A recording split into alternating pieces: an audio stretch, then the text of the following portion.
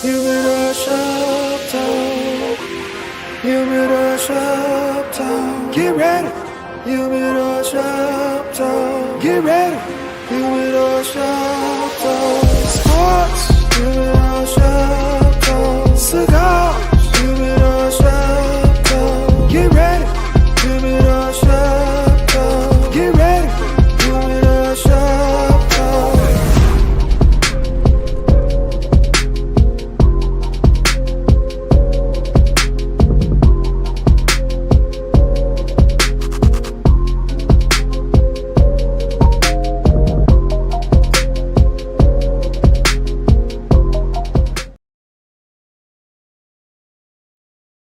Yo, what's up? What's up, man? It's your boy, Mr. SmokeFella. We here on this brisk, cold-ass Sunday morning, but, hey, this is what we do. Hey, we love to give you the sports the way we do it in the cigar lounges, straight, no chaser. So, man, before I bring in the crew, I got a couple of clips of the Bears, because we talking Bears today. We going in strong. So, man, Sean, give me them clips of the Bears, and then we're going to get right into it. Now they're going to run crossers, people across the field. Third and goal blitz. They got him. Goff had no option but to take his losses back at the 18th. Edwards and Dexter both just busted across. The number one third down defense in the league they're going against here, needing the 13 yards. Williams running for it, and Gallup's about 2 yards shy before Campbell had the angle on him. He's got here, 2nd and 6. Oh, what a play call. It's to Gibbs to the 10. Ball comes out, and it's recovered by Chicago's Dexter.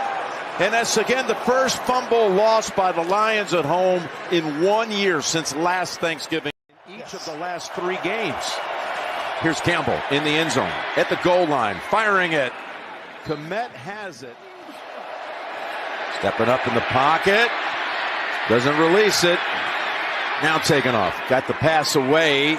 And there's Keenan Allen with the catch. Huge play for Chicago right there. Kind of a little half-hearted play action. Now he's looking around. He's going to take it for the first. Good piece of running. Oh, no. Oh. That did not look good. The third quarter. Williams down the field. He's got Keenan Allen, and it's a touchdown for Chicago. Bear fans get excited. All of a sudden, you needed a spark. You got it on the 3rd and 15, which felt like a must. So, man, listen. I'm finna bring my crew in. I got my man, Angry Man, straight off the East Coast, baby. Where you at? You on mute. You on mute, man. How about now? There you go. I'm in Depressionville. That's where I'm at. I'm in complete Depressionville. But, you know, I'm out here in Delaware, man, visiting some friends of mine. You know, I wanted to jump into the Atlantic, but I couldn't drive far enough to get to it. So that's where I'm at. Well, don't stop trying. Damn. Hey, I got my man, Sir SmokeFella, PG 69. That's a terrible name to have. Hey, what up, fellas, man? I'm going to be in and out with the volume just a little bit because I got a guy putting up a TV, so you might hear him drilling his holes right now, which ain't going to be too much. Drilling his holes, huh? That's real smart to say. Thank you. Hey, Thank you for that. Yeah. You know, no diddy, he drilling holes. That was pause. For real, for real. Whatever. Wow. Wow. Hey, Sly. Hey, Sly. I like that. I like that. They drilling like his that. holes. What? Hey, Sly, don't be on his team because he once told you walk west until you hit the ocean.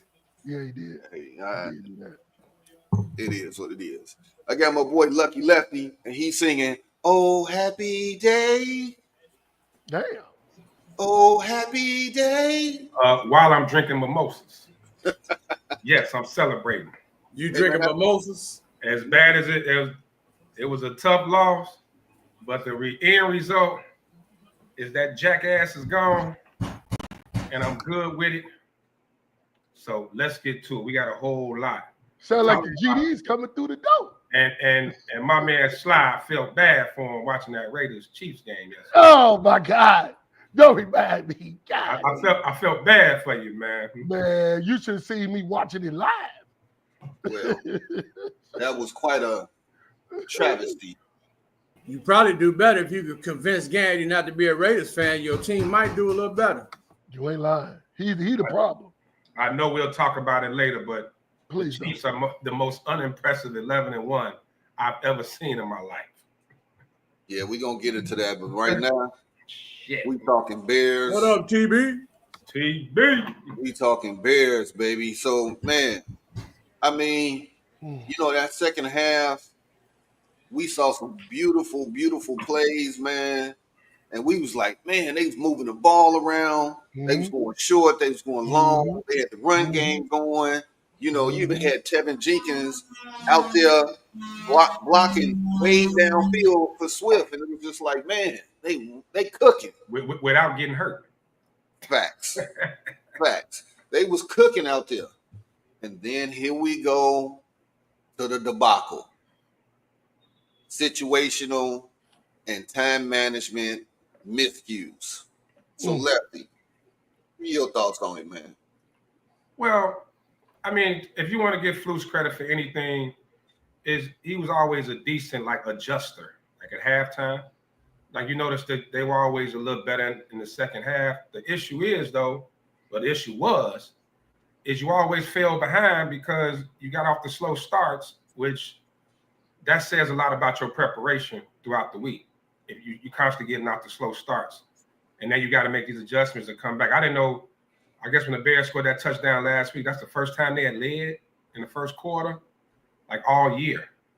So it just says a lot about preparation. You know, being a head coach it's the full gauntlet, not just one part. So Eberflus was a decent defensive coordinator, you know, decent in making adjustments at half and things like that. But time management, preparation, was just the absolute worst. Like situational football was the absolute worst. Didn't exist.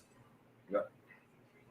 It's like, man, how many times can we go into the end of the game where we didn't play good enough to get back into it? It's not like they got tired from trying to come back.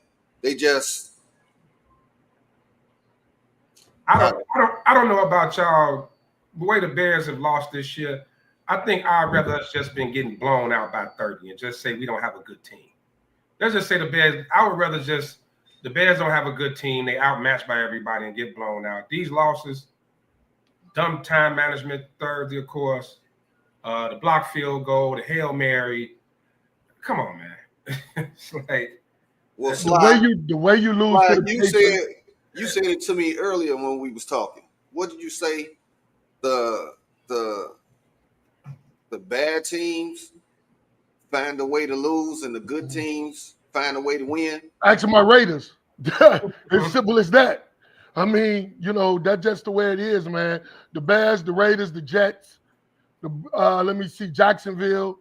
I mean, they just find a way to lose some games they should win. That's just because they're just bad teams. The Bears can have the Jets got a better roster, but look where it starts at. It starts up top. Another thing for me is, and I know you're gonna get into it, Ben, and I don't want to jump ahead of you, but another bad move to me is making him the head coach. Thomas Brown, you should have made Washington the head coach and let Thomas Brown continuously develop Caleb. But again, you do an idiot move because that's what Bears do.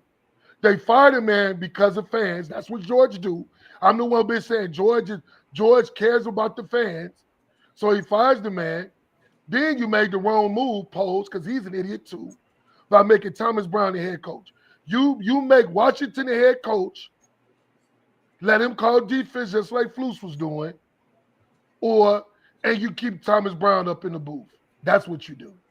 But of course, look at the Jets, because they're another idiot team, just like the Bears. They made the defensive coordinator head coach. The defense can't stop nobody now. So here we go. Here we go with another dumbass Bears move. So, hey, well, what can I say? What's your thoughts on that, PG? I had to agree with Sly. I think it was better for Thomas Brown to stay up in the booth. Seemed like while he was up there, seems like the offense was running a lot smoother, a lot better. But now he's going to be down on the field trying to focus on everything else. That's going to take a little bit back from Caleb. But back to what Damani was saying, I understand how you want to give Eberflus a little credit for being able to come back in the second half and make adjustments. No, bro. The only reason I'm taking that from him because we shouldn't have to make adjustment each and every damn game and still lose. No, I agree with that. Like you said, your preparation and everything else, it just sucked all together. So you coming back in the second half, we still playing from behind every time. Now, what I will say is that the team was able to overcome a lot of them deficits, but we still lost, so it doesn't make a difference. Yeah, it's like we the were problem is constantly falling to them deficits, though. Exactly. You know That's what the I'm saying? preparation part. Yeah.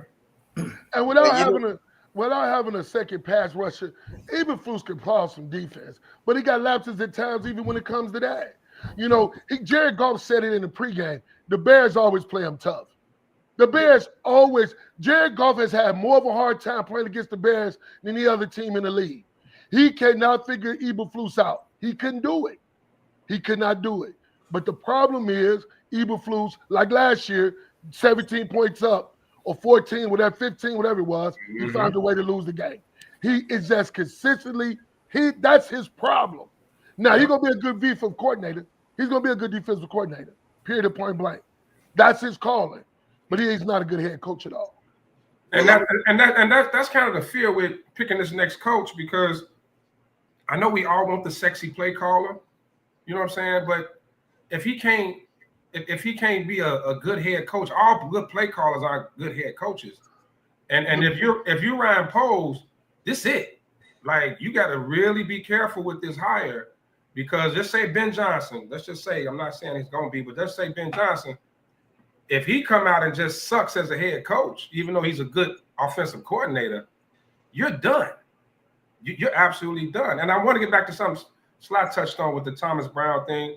I'm with you, but the more I kind of think about it, like, if you keep an offensive coordinator, you bring in a new coach, it's a chance he ain't gonna be here next year, no way. So you got him in the building. You might as well see what he could do for these 5 games, and just kind of see. But as far as Caleb's development, it's a big chance he's gonna have a new coordinator next year anyway. So I asked him this last night, Sly. I say the problem I have with this is we already know there's gonna be some changes next week, next season. So let's say let's say Thomas Johnson get in here and they went out. What do? Thomas Brown. If he went out as a head coordinator or head coach, what do? You don't think with your heart, you think with your head. The bottom line is this. The Chicago Bears, for some reason, want Ben Johnson out of the division with them. Well, because Ben Johnson getting the head coaching job regardless. If the Bears don't want him, he either going to Jackson, he going somewhere. He getting the job. He gone. So the Bears don't have to necessarily go after Ben Johnson because I'm with Damani. He's getting the job regardless. And so is the defensive coordinator. So their whole team will be different next year. Yeah. So good, don't worry about Detroit. Go after who you think would be the best hire. The Bears, you hire Kevin Warren to do a fucking job, and you need to have Poles sit down. They need to work together because George don't care. Yeah. He just wants somebody to make the fans happy.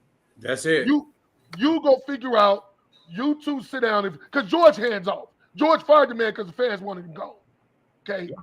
You figure it out. So George gonna say whatever makes the fans happy, make me happy. That's what you need to do because that's all George is. George only cares about the fans.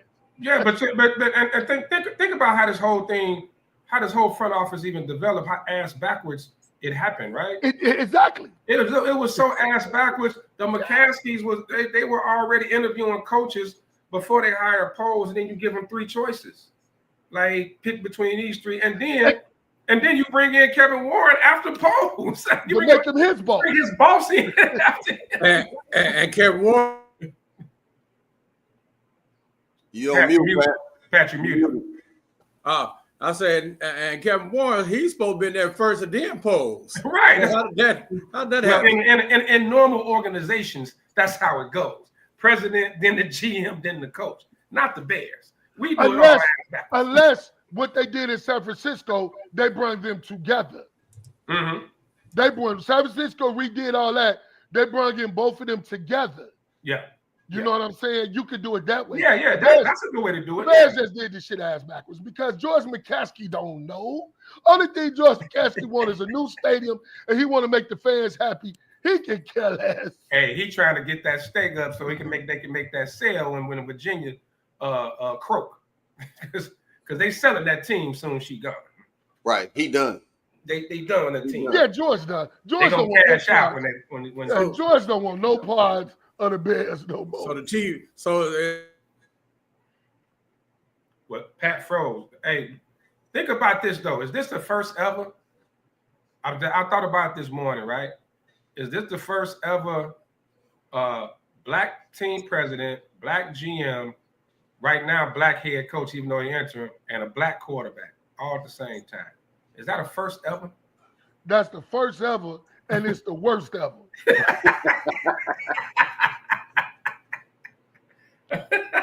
But you know what? Another thing about the Bears, man, they got no discipline, man. All the penalties. Good Lord. Culture, man. Culture. But that's what we remember we were talking about at the shop, the last show. That's what I was saying, man. I want to not necessarily Bill Belichick, but a Belichick type that's gonna bring a culture here, man. Just the silly, the losing. This what happened this year was a total embarrassment. We know we had the spotlight on the Bears because of Caleb Williams. Mm-hmm. So the spotlight been on us. We ain't never seen this much Bears media in the offseason. I don't think ever. We've never seen this much Bears media. On Hard Knocks, you got all this going on. And then this is what comes out during the season. Start off 4-2. People start talking. Some people, Nick Wright had you going to the Super Bowl. Everybody had you 10 wins or more. And then we look up, and this whole shit show starts. Mm. It's a total embarrassment, man. They had to move Eberflus. Eberflus was done after the Patriots game. We didn't talk about the Green Bay game. He was done Eberflus was done after the Patriots game.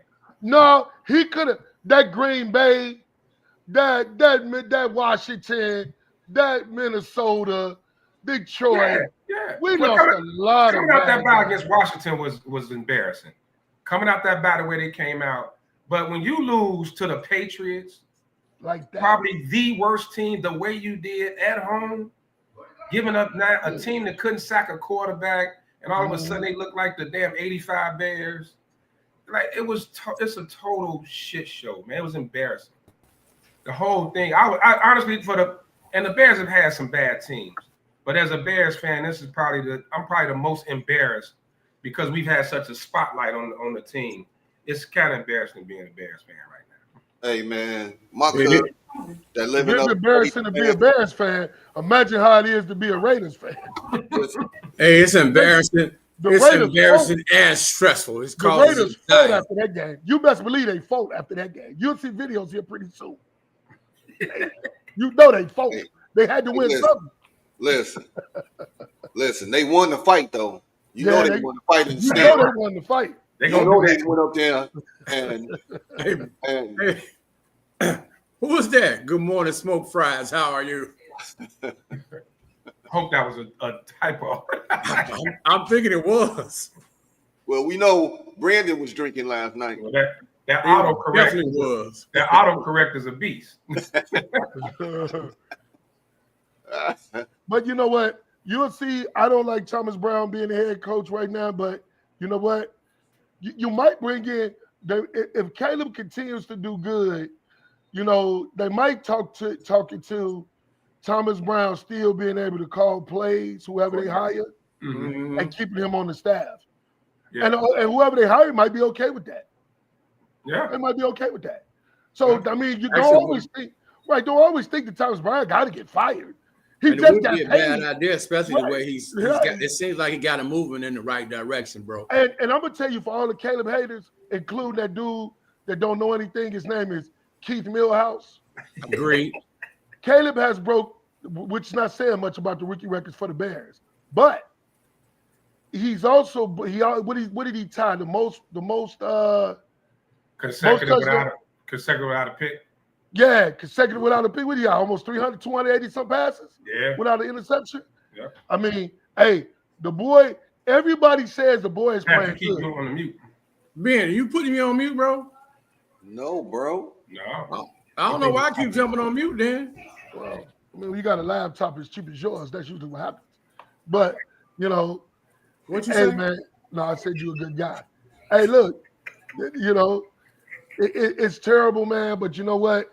Hey, left. As Bears fans, we already wishing for next season. Yeah, But ain't we tired of that though, man? Like ain't we tired of can't wait till next year's shit? I've been waiting for two teams since 2006 and 2000, and I still ain't got that. Yeah. And I wasn't expecting no Super Bowl this year or nothing, man. But at least to be competitive, you know what I mean? At least to be like this team. There's no way this team should be 4-8. What's that? Aren't they 4-8? Whatever. There's no way this team should be 4-8. Actually, it should be reversed. They should be about 8-4. At the very least 6-6, 7-5, something like that. You know what I mean? Like, come on, man. But give them credit. They match up well with Detroit. And let's talk about it. Detroit, the best team in the league. But from what I'm seeing, the way they rolling over cats, like you got to put them, or they're in a conversation. There was a lot of it was something else that caught my attention in that game. And there was a lot of blown calls that should have went against Detroit in that game, bro. You see the one where one of the last clips that came up is when Caleb was running out of bounds, the dude hit him low in his leg. Yeah. You know, and then they told Keenan Allen whole helmet off his head. Wait a minute. Whoa, time out. Let me pause right here. What the hell is with his head? Is that a look he going for? He going for the George? Maybe a George Jefferson fan. I don't know, man. Going for the George? I don't get it. I don't know why he won't shave that shit off. I'm gonna tell you right now. One of y'all come in like that, we holding y'all down, and it's all you gonna hear. No, forget that razor. Well, razor. Actually, I think I seen Lucky like that one day. You ain't never seen me like that. I tell you every day. Well, Pat, I did when we got to Houston. Oh, here we go. When we got to Houston, bullshit their story. When we got to Houston, man, we was tired and drinking. He had a hat on the whole rip, and then that morning, I'm like, oh man, I was trying to go use the bathroom. This dude in there with Nair, the bottle of Nair sitting on his foot was up on the toilet. And I was like, what did you do? He was like, Why was this part of the story I don't get, Pat, is the foot up on the toilet. Like, right. I just said, why was his foot up on the toilet? I guess that's his move. I guess that's his move, man. What was going on there, man? Hey, there's some things in life that you wish you could have never saw. And I wish I never saw that, man. It's just like, man. You must have been dreaming that, because that didn't happen. But what Pat was saying with the blown car, that horse collar was big. Yeah, it was. Because that was third down, and they were getting off the field, and Detroit went down and scored after that penalty. But I mean that's some of those calls are game changers, but it's been happening like that all year. Yeah, all year. So we got another clip for the game, man. Sean, throw that other clip up. We got so much hope, you know what I'm saying? And then to lose in the manners that we be losing, those are the worst things in the world, man. Like you said earlier, Lefty, blow us out. Yeah, blow us out, man. You'd rather just say you lost to the better team, like we ain't good right now. You know what I'm saying? And it'd be what it is, but I don't see a horrible team talent-wise. I see a horribly coached team. It's a horribly coached team. You go ahead and run it, Sean.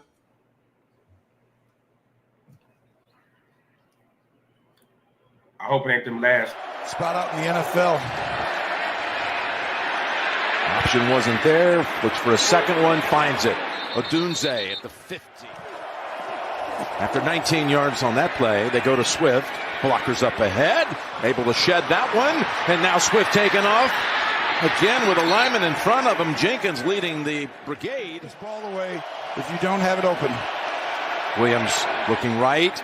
And it's caught for the first down. Odunze is in a slot on the right. Williams looking left, though. Now looking to the right side. Finds him. It's Keenan Allen for the second time with a Chicago touchdown. What a route. This is a Keenan Allen special. All actuality, when Tevinjenkins got caught out there, I don't think he knew where he was. He ain't never been that far downfield in his life. And then when he tried to block, he just hit the ground, bro. Yeah. And did they say what happened to Darnell Wright, man? You know, the last 2 sacks was given up by Bourne. Wright must have got hurt. They never. Yeah, I think if I'm not mistaken, I think I seen something about a hamstring. I could be wrong. Could have been somebody else, but I think they said something about him having a hamstring injury. Because I looked up and Bourne was in. Bourne gave up that big the one to end the game. That big sack. That was Larry Bourne. So I was wondering what happened to Darnell Wright. There was another sack he had gave up. So and you know what? On that last sack, it's like, okay, man. 2-step drop, ball got to go. That was a draw. It was a quarterback draw play. Yeah, and it was. But by the time he took his last step back to fake everybody out, was in his face. Was on him. We had him. Mm-hmm. So it was what, and I didn't like that call. I like Thomas Brown, but some of his calls can be questionable. A quarterback draw right there. Not the best call. Yeah, and Caleb was cooking.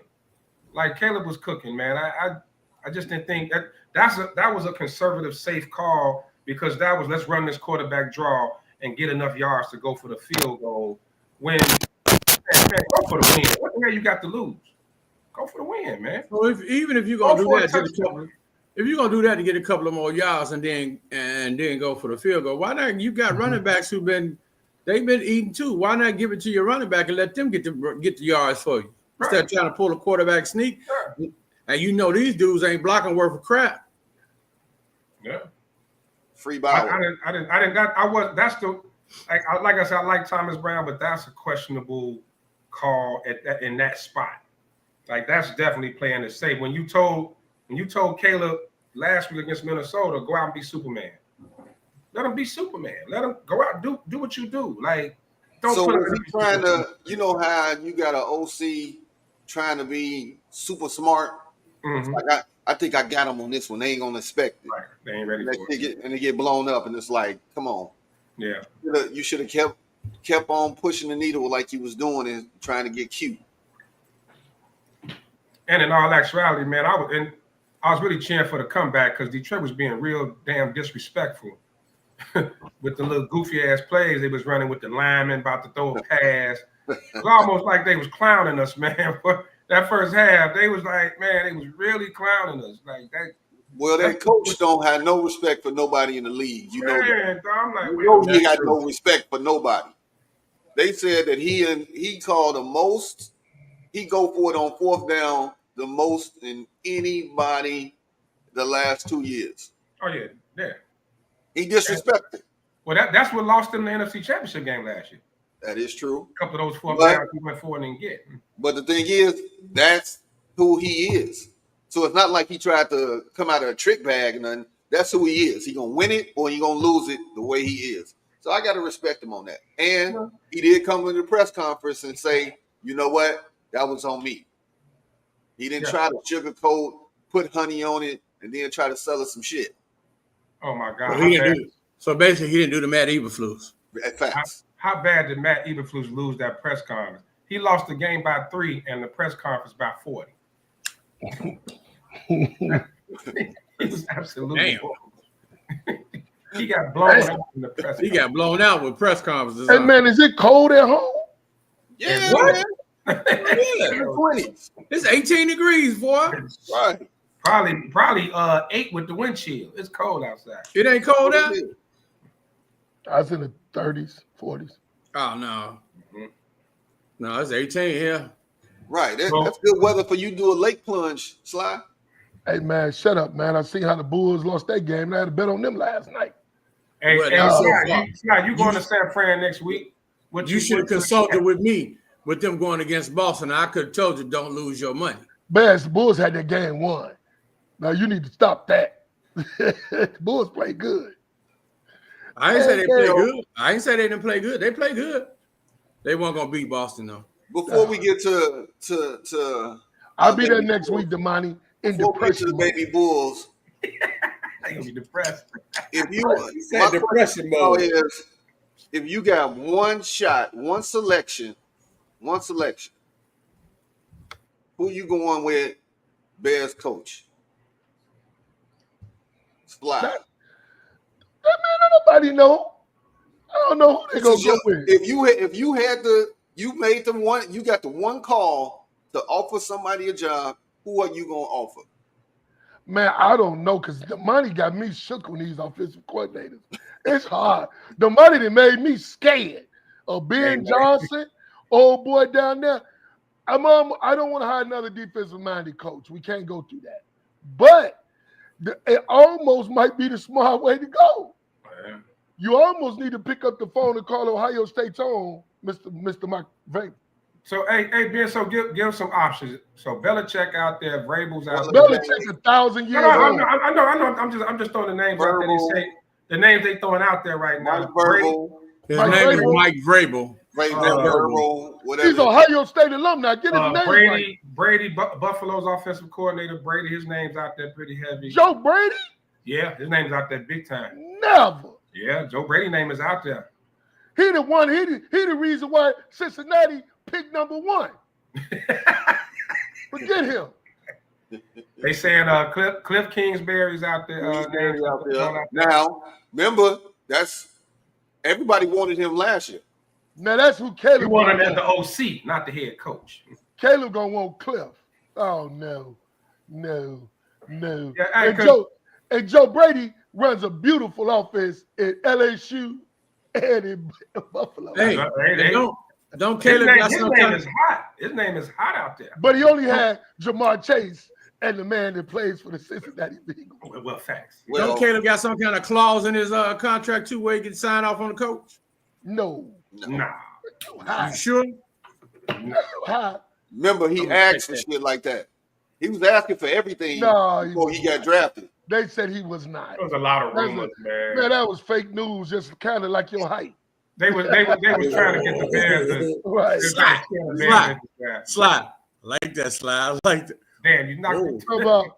I don't like that slide. High school talking about he's taking people off camera. Yeah, he said he's 6 feet tall, dude. You 5'7". Oh, TB said he got that clause.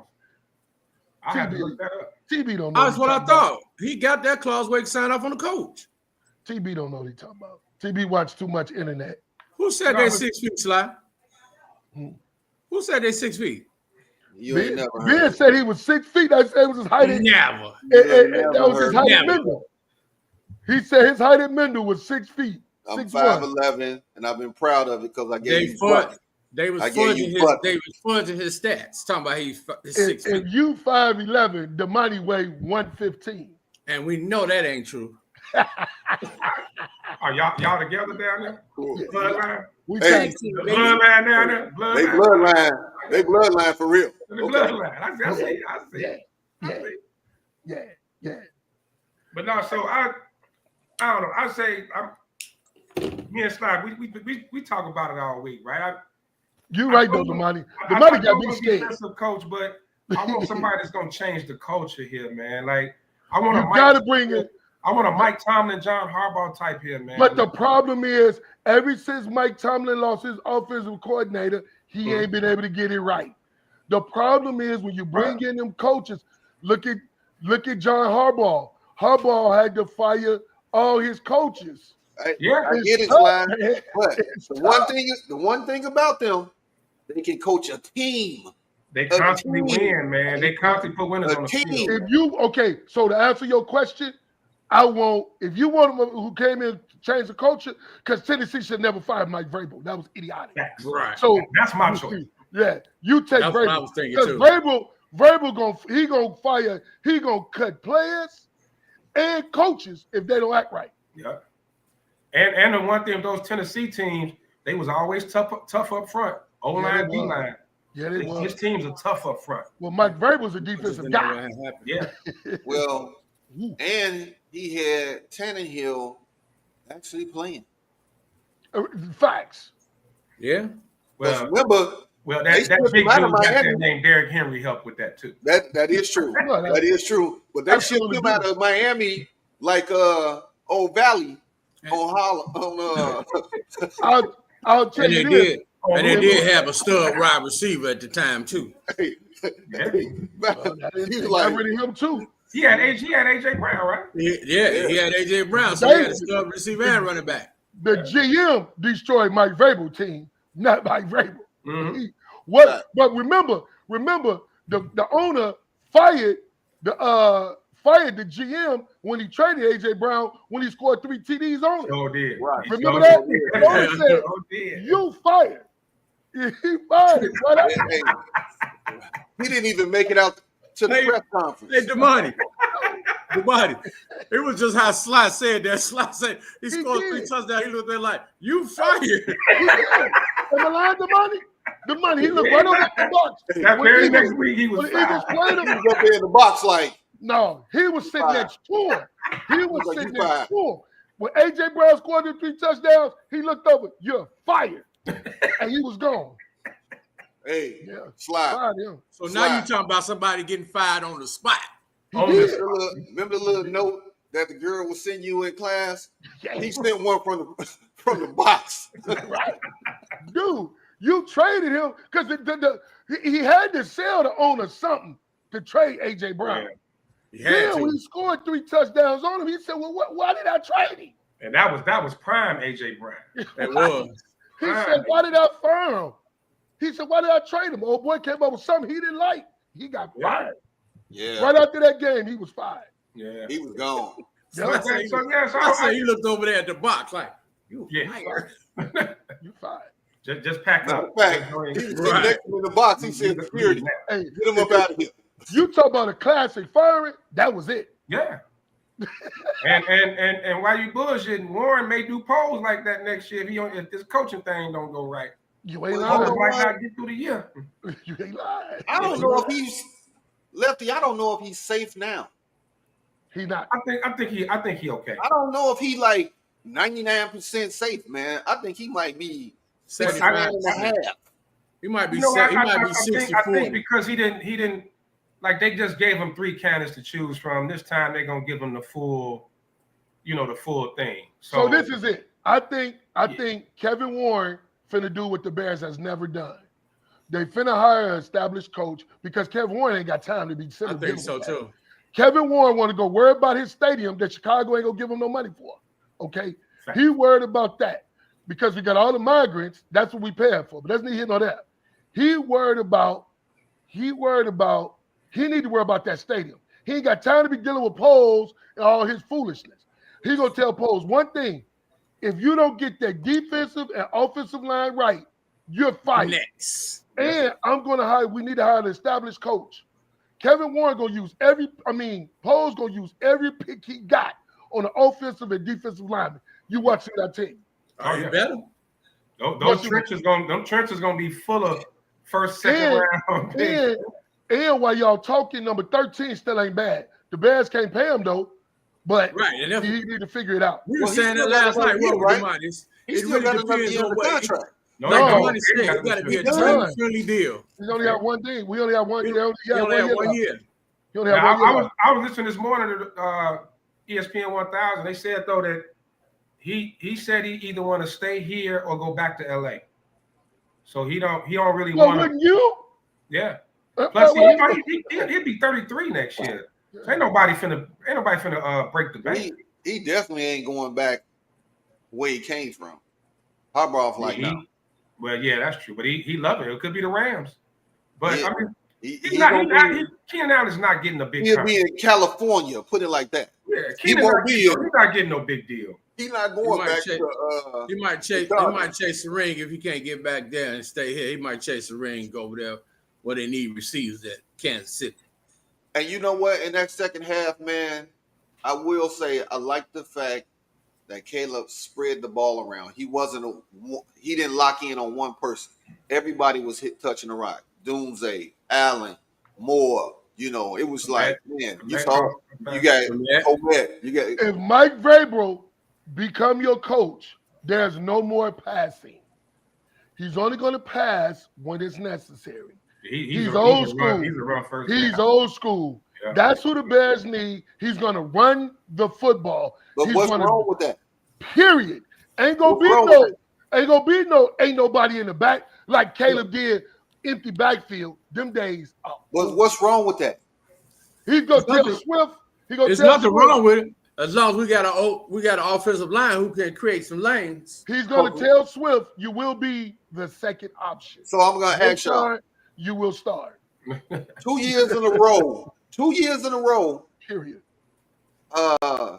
Gibbs. This is ridiculous. And Montgomery, both of them got 10 touchdowns. Yeah. Come on, man. Because he built the best offensive line in football. You got Penei Sewell. Can't nobody get around him unless you run him over with a dump truck. Okay. He haven't gave up a sack all year. How you gonna get around? He's 400 pounds. The problem is the Bears, he built the best offense. They black GM understood how to build a team while black GM is still lost. Well, guess what? Tim Smith out there, pick him up. He is. He was pretty good. Now, don't be disrespectful. He is a Hall of Famer. I'm just saying. Pick up the phone, Pack. Give him a call. But Mike Vrabel, Roshan Johnson, if Vrabel get the job, will start. Swift will be second. I said him. You ain't gonna have to worry about. You ain't have to worry about that O-line if Vrabel is the coach. Not at all. Not at all. Gonna have them boys. Man, I'm telling you. He gonna bring in the best offensive line coach he can find. The bottom line is this: Vrabel gonna run the ball, or Doomsday, you will get it third and short. Other than that, don't you worry about it. You gonna learn how to. You gonna learn how to block. You gonna learn how to block first. Because Derrick Henry, only thing his wide receivers had to do was block. AJ Brown was one of them. Facts. And I'm okay with that as long as it's a culture here, man. If that's our culture, tough, smash mouth, hit you in the mouth. You know, if that's what it is, accountability. You know what I'm saying? Like all the silly shit that was happening this year, all that talking to the media shit. I've listened to Big Cat Williams this morning. He talked about that. Like, man, that stuff ain't supposed to get to the media. Those meetings. I ain't realize the Bears got 8 damn captains. There's about them 10 in the league who got some stupid shit like that. I'm gonna tell you right now, and he's not here, but Kev say it all the time. What comes out is the stuff that they want to come out, and a lot of that stuff was straight. Okay, sabotage it. Go ahead, say what you got to say about the coach. You know, because that last array of stuff after the Green Bay game, the way they was going in, talking about his mic, he didn't have a mic on, talking to the special teams coach and all that. Yeah. Dude, come on, man. But I mean, you got 65-year-old Mercedes Lewis talking to the media. Why is he talking to anybody? He don't even play. Keenan Allen went after him after the Detroit game. The problem you forget is the players have relationships with some of the media too. They go off the record and talk. A lot of media's are old players. They homies. Right. So that's what happened. But you know what, fellas? Let me get off here, man. I gotta get ready to catch this flight. I'm coming home a little early. Are you on your way back home? Yeah, I moved my flight up to 5, so it's almost 1 here. I got to pack and get out of here. So. Well, how about Keita make it and you don't?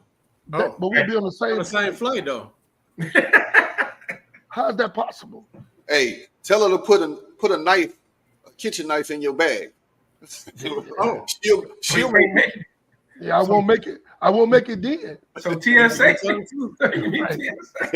Keita, slip one in. Hey, you gonna be back in time for Survivor Series? Tonight? Yeah. Because what time it come on? I think it started at 6. Yeah, no, I'll just be getting off the plane. What started at 6? My plane come in. Survivor Series. My plane come in 6 hour time. And I gotta get my bag Uber back. Oh so, yeah. Yeah, Well, but you'll catch the main event. Oh yeah. Well, I'm gonna just wait till it's all over and restart it. Yeah, rewatch it. Yeah, so I'll do that tomorrow. All right, All fellas. right, man. Safe travels, bro. All right, safe All right, travel, appreciate man. it. All right, I'm later. not saying that. Well, all right, man. I can't believe Mr. Hilton ain't here. Mr. Hilton. Oh, So, I did leave him with a little tequila last night when I left. That's probably why he's not here then. Yeah. well, Because he And got it was started all- late too. And it was a bunch of Thornton alumni up there, and they was having a full Thornton versus everybody debate. Then the Lakers was on, so there was a lot of shit talking going on. Them guys that came in when I was leaving. Yeah, a couple of them went to Thornton, and then of course the Lakers was on, so he was getting shit talking with that, and it was all type of stuff happening. wow. So it could have easily went left for him. Ain't no, it ain't no coulda. It did. You already know that. It clearly did. It went left for him. It go So, left on okay. regular day. Let's look at the top teams in every conference. You got the Bills at 9-2. If you're gonna give a percentage of them going to the AFC chip, what would you give the Bills, Pat? What percentage would you say that they're gonna be in that championship game? Wow. Okay, so let's go with all the AFC. Okay, AFC, you got the Bills. Right now, it's Pittsburgh in the north. But remember, Baltimore's right on their tail. And they play again. Right. Then you got Houston. And then you got KC. Bills, Steelers, Texans, Chiefs. So for the championship game, I'm still gonna I'm gonna ride with. I see Buffalo and the Chiefs, and that's a 60-40. Lefty. To make it to the championship game, Yeah. I'm gonna give Buffalo. I'm gonna put them about 89 to 90%. That they're gonna get to the AFC Championship game. Man, Well, I put them two teams together. That's why I said them two teams. Yeah, I just for them particularly to make it, just because I thought early on, especially after the way Baltimore beat them early this year, I thought maybe they were about to like start a little downslide. But man, they bounced back, man, and they good on both sides of the ball. Like the Bills are good on both sides of the ball, and Josh Allen ain't nobody talking about in the MVP conversation. He should be talked about in the MVP conversation right Yes, now. sir. Yes, sir. Oh, they already talking about him, and they talk about it. And his receivers been hurt. He had a young receiver core, and they were hurt for a minute. And they still rolling, man. So right now, Buffalo is. Well, I'm gonna like right now, and I'm going on record to say KC will not be in the AFC title game. These pulling out these wins at the end is not gonna fly in the playoffs, and I'm going on record to say it. Yeah. They won't be there. So Buffalo, I'm with you, Lefty. They had a high 80% to make it there, and I'm going with somebody out of the north, whether it's gonna be the Ravens or the Steelers, and I'm gonna go with What up, Neil? the Ravens. What up now? Well, the reason I disagree on that, because the Ravens defensively got some issues. They secondary. Their secondary can't Yeah, cover. their secondary can't stop you. And well, that's saying a lot. But when did you think you would ever hear that about a John Harbaugh team? Well, that their defense is the question mark. Like, that's who's gonna let them down. Well, they got two DBs that's hurt, right? They starters were hurt. Now they playing with lesser talented individuals. Well, the starters wasn't shit. So it ain't like you went backwards. Like, I mean, come on now. Yeah. Because I'm gonna tell you right now, Lefty, you said it when we was talking earlier. KC is like the most overrated 11-1 team that's out there. unimpressive. I definitely will. You know what? It's like we want to say they overrated, unimpressive, which is true. But the problem is when it comes to winning, bro, they always find a way to win. Some of the wins was lucky. Don't make a difference. A W is a W, bro. There's been some questionable calls from the referees in a lot of their tight games. Well, if that's the case, we got with the some of the Bears lost. There was a questionable calls. Yeah, definitely. Right, so that's a part of the game. It don't make a difference. But looking at the We beat ourselves. How many 11-1 teams have a quarterback with Mahomes numbers this year? Like to be 11-1, but it says a lot about the defense. That KC defense is for real. I'll give KC defense is for real.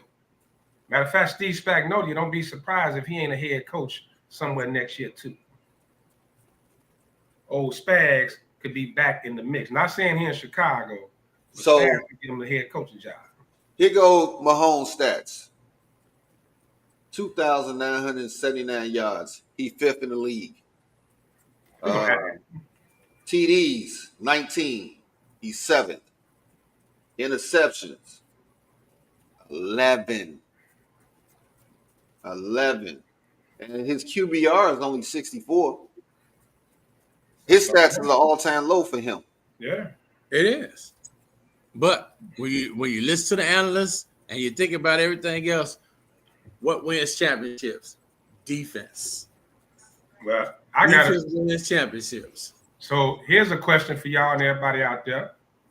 Let's take the top 4 teams that you just named in the AFC and their quarterbacks. Let's take Pittsburgh and let's replace them with Baltimore. So let's take their quarterbacks: Mahomes, Josh Allen, Lamar Jackson, and CJ Stroud. You got 2 minutes and you need a drive for a touchdown. Which quarterback you going with?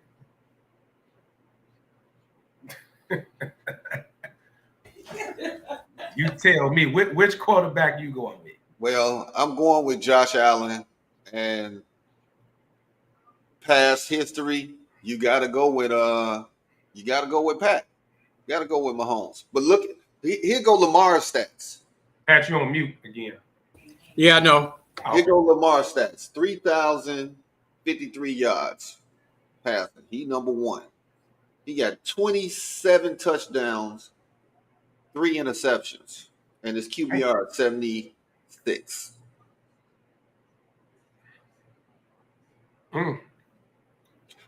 But that weak ass secondary they got is their problem. Yeah, he got to score a lot of points. Yeah, no choice. He got to score a lot of points. That's it. So Pat, who you got out of those 4 quarterbacks? You got one drive. Who you giving the ball to?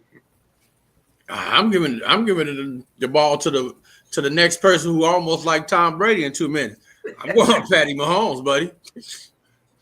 For real. That's why it's always hard to count them out, man. I know they're not looking good right now, but that is true. Yeah. But Josh Allen. Gandy, I was only using the division leaders. I know Joe Cool. Joe Cool up there. Right. Okay, so Josh Allen, 2,543 yards, TDs 18, interceptions 5, and he got a QBR of 73. He finally cut down on those picks, huh? Last year he was turning the ball over like crazy. He was turning it over like apple turnovers, kind of like you were. Kind of like you was in high school. Oh, I knew a shot was coming at some point. Yeah, it was coming. It was coming. Ooh. You know, like hee.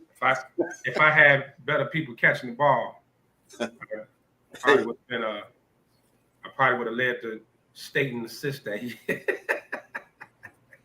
Wow. Oh, and an update. I wish Sly was still on here. Michigan up 7-3, and they are. CJ Stroud, 2,875, 14 TDs, 9 interceptions, and he got a 51% QBR. To his credit, man, his O-line ain't shit this year. His O-line not like it was last year. His O-line, he pretty much got the same people, but I think they feeling themselves from what they did last year. Like, man, they can just come in and do the thing. That ain't happening. Some injuries. I thought a couple of guys got hurt on that line. Hey, who are the 4 quarterbacks? I didn't get the 4th one. Mahomes, Allen, Stroud, and who else? We went Jackson instead of because Jackson. Pittsburgh would have been Russell Wilson, but we put Jackson. Jackson. All right, thanks. So, and I'm even gonna pull up Russ just for shits and giggles. Let's see Russ. Remember, Russ didn't start the season. So he didn't start the season. So he got 1,000. Was it the 4th game? Something like that. 4th or 5th game?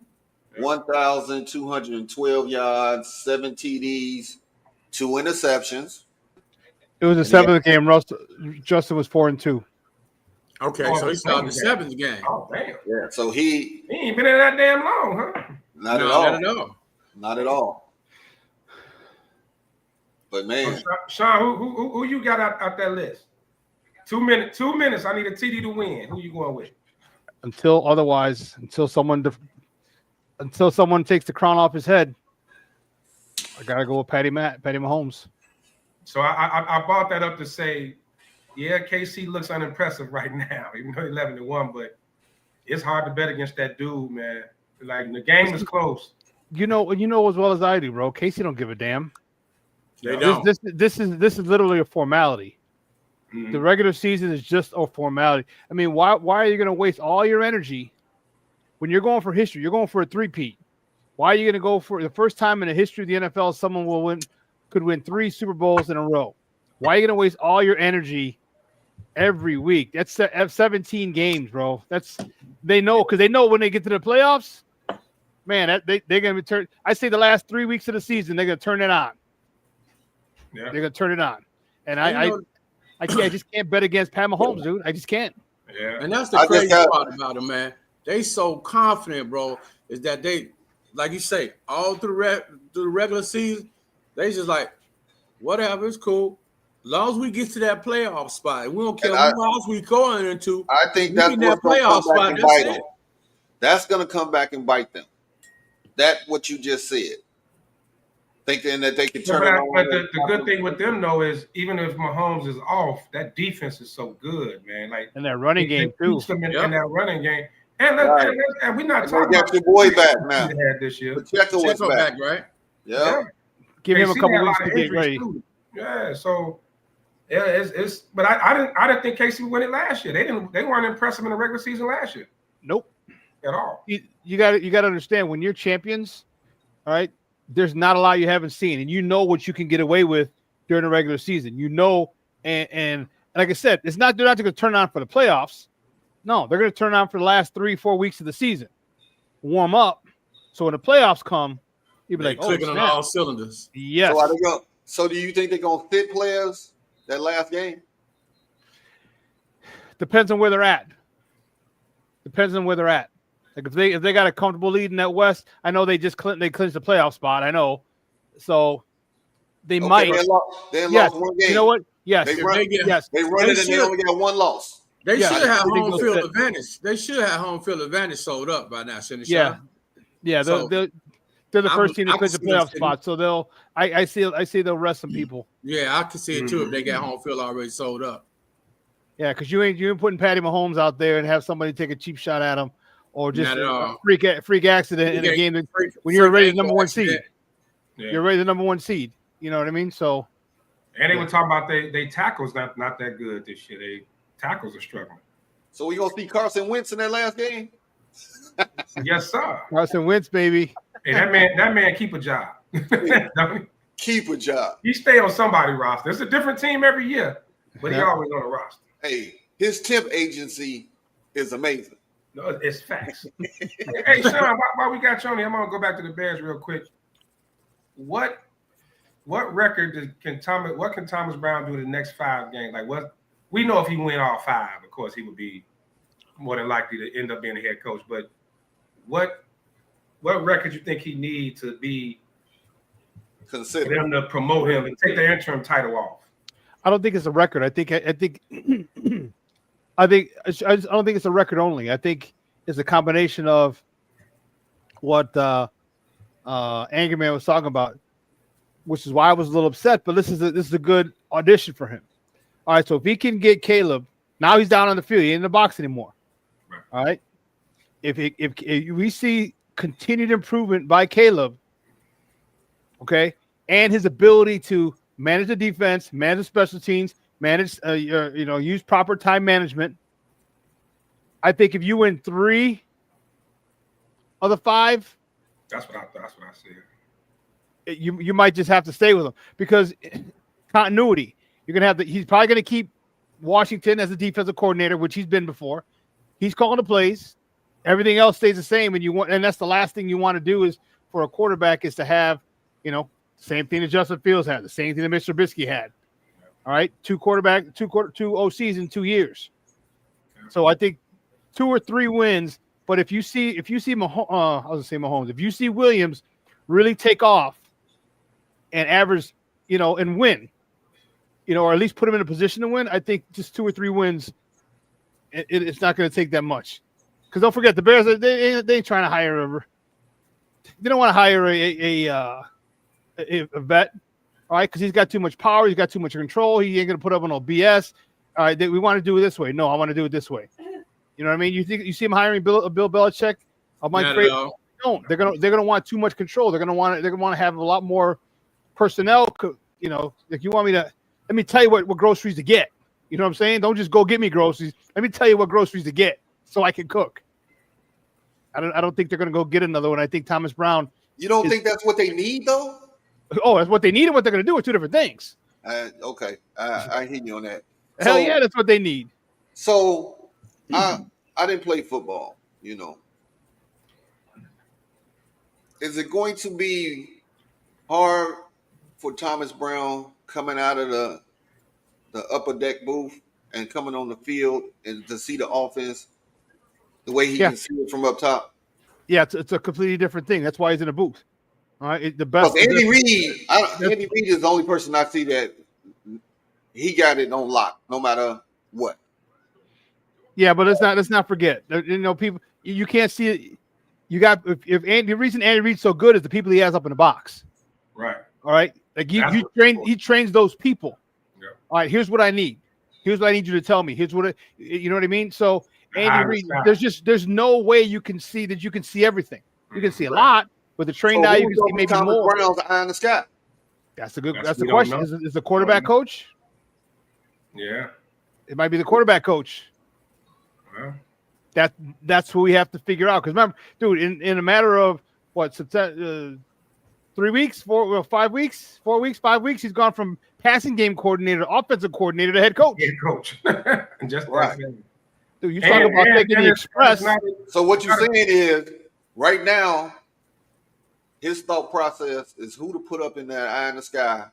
Well, it's not a typical situation because they fired. Remember, Bears fired 2 coaches the last 3 weeks, 3-4 weeks. So you fired your offensive coordinator and your head coach. So you really reorient. Like you say, you go from passing game coordinator to all the way up to head coach. And who does he trust? This is his first year here. Exactly. Does he trust Kerry Joseph up there? Who has he worked directly with to where he can? You know what I mean? I don't think anybody. Yeah. So up until this point, does he trust Kerry Joseph, the quarterback coach? He may not have a choice. You're right, but you know what I do? I am okay with this. I didn't like it because I think it's going to take away from the development of Caleb, but also it gives, like I said, it's an audition. The Bears are like, oh, here's a shot for you to be strongly considered at the end of the year if Caleb continues to progress, if you win a couple games, if you see this team. Here's what all I really care about is give me a damn leader. Give me someone who can lead men. I don't give a damn if he's an offensive guy or defensive. That's bullshit. Who cares? Right. All right. And other people will push back on it, and that's okay. Give me a guy who commands the God blessed room.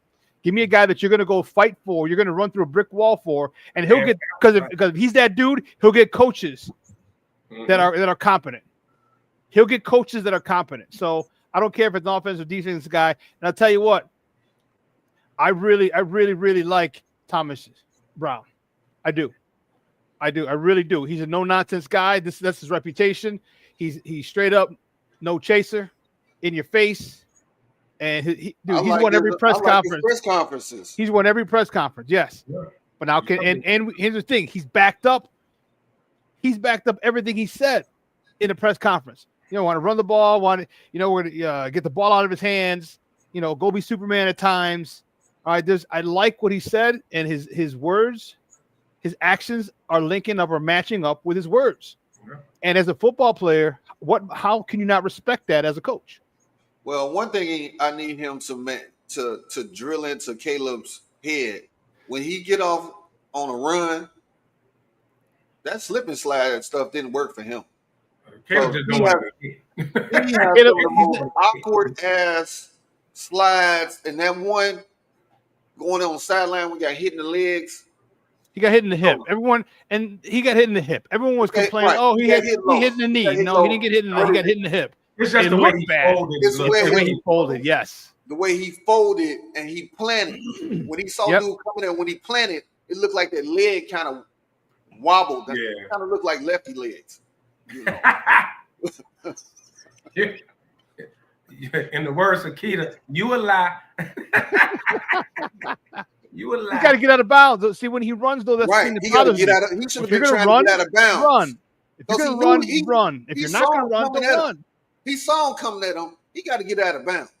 Yes. Too many times to me when he runs, it's like he's looking for somewhere to go down instead of like getting the yards. He's looking for somewhere to like, where can I slide at? Instead of like, he'll slide with a player 5 yards away from him. Like, yeah, the one where he said midfield, like, bro, there's nobody. If you just kept running up the hash, remember he was going up the right hash and then did like a 90-degree turn to the left and slid on midfield. I'm like, bro, keep running up the hash.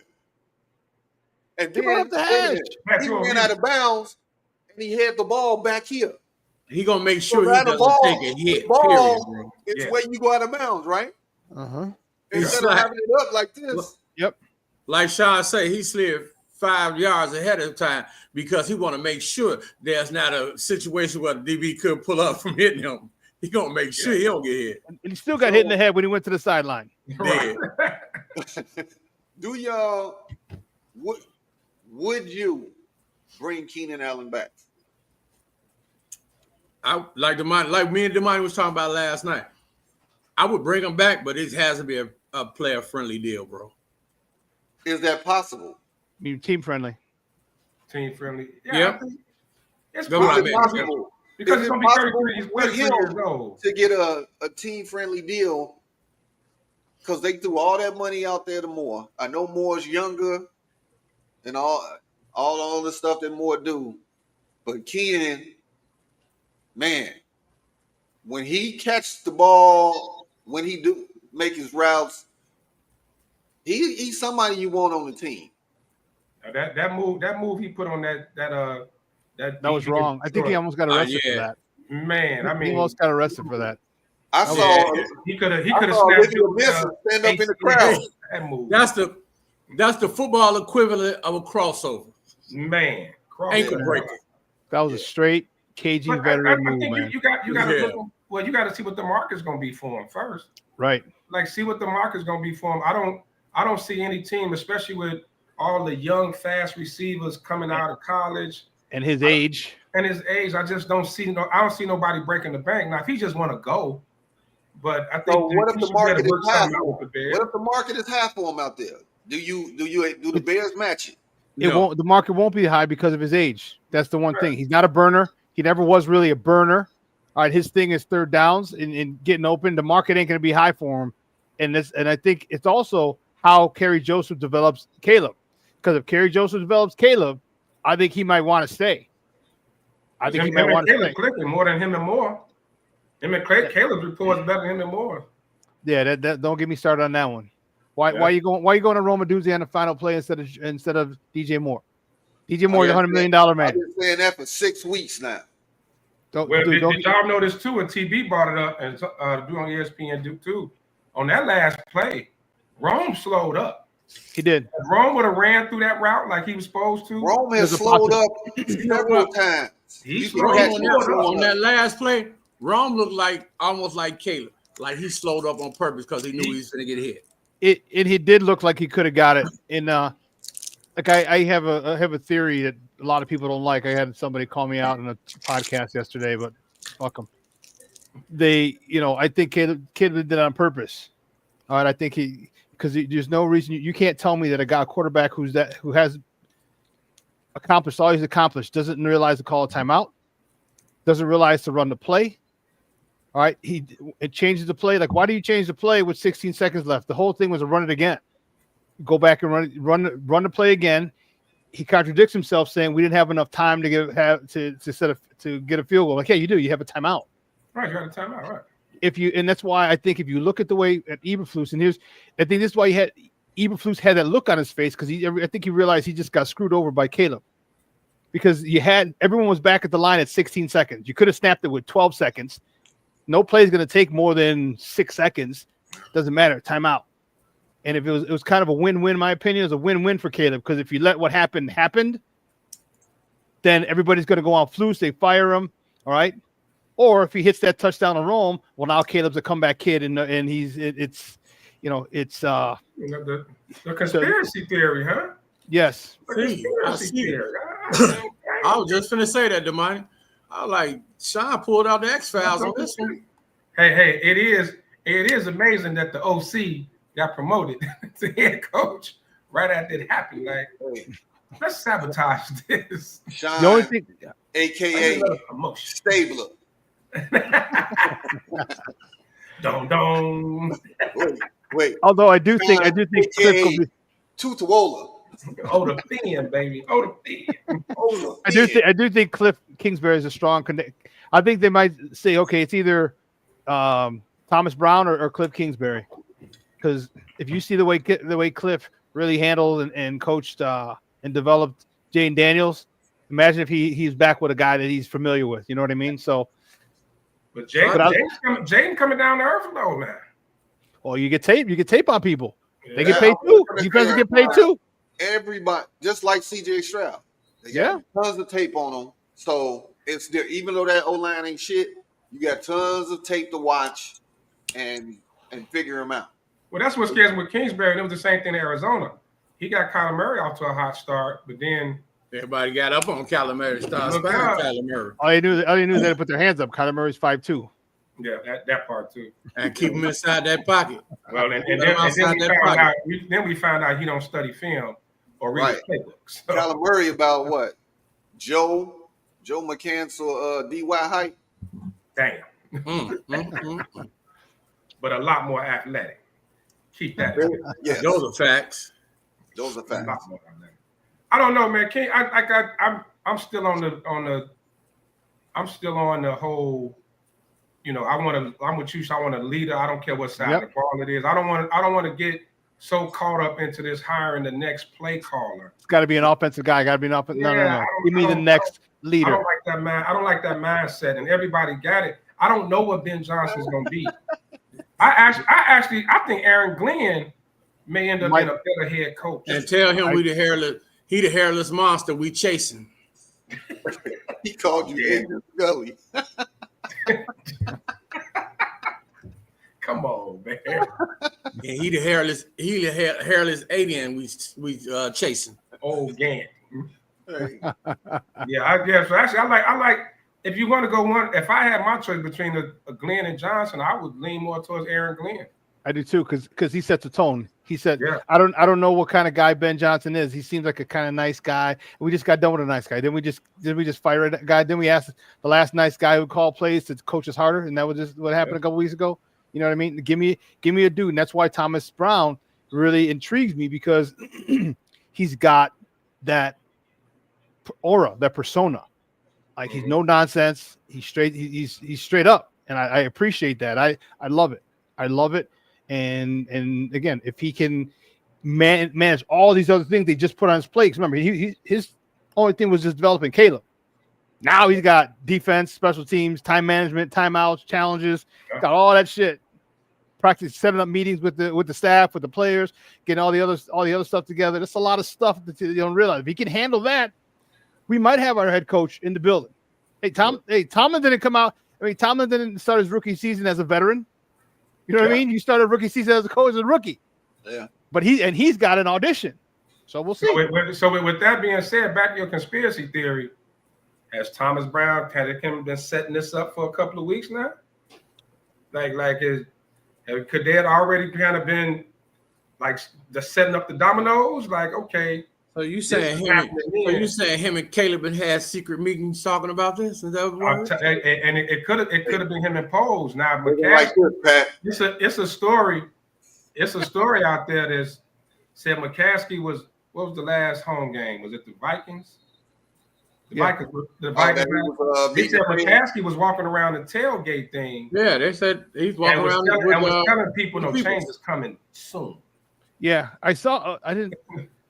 I took a picture of him when I got there. When I got to the game. He was at the. I'll upload it. Yeah, bro. He was at the tailgate. He was walking around, and I was just like, "Oh, okay." There's our. They say he told the report was he told a bunch of fans like, "No, change is coming real soon." Yeah, the way when Poles didn't make a move at the deadline, kind of told me something because he made a move every year. Like he didn't. They didn't even make calls. So that kind of told me Poles gave up on Flus weeks ago. Yeah. He was letting them buy his time. I can go with him. He had to wait for Virginia to give him the okay. No, I think Poles kind of I think after the Patriots game, he was done regardless. It was just if he was going to finish the season. They were talking about this for weeks, this Detroit game, because it's a mini bye. Mm-hmm. And if they'd have had to buy a little later on this year, this year's one of the earliest buys I think ever. They'd have had to buy a little later on. Like that, I think that was the plan. Okay, here's him when I was after Soldier Field Sunday. Yeah. Last Sunday. I walked around like, oh shit, there's George. Yeah. I thought, well, it looked like he's trying to get his dirt bag on. I was like, listen, bro, you're a multi-billionaire. Why the hell are you taking people's food? Right. Why you going eating off people? You know what I'm saying? Bring some shit. Hot links and shit. You know what I'm saying? Like these people work hard for the money. You don't. Hey man, he used to eating escargot and stuff like that. He down in the trenches. So Sean said you can have a tailgate for everybody in the stadium and it wouldn't even hurt your pockets. I'm saying. Ain't a McCaskey and the family gonna grill like them people at that tailgate, baby. Right. He ain't had a broth like that.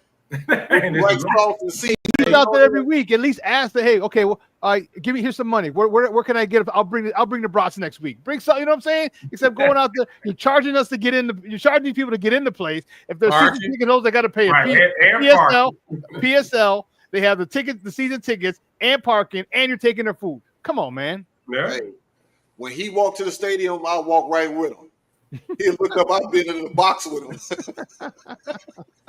I'm with George. I've seen him downtown a few times. He walks around by himself.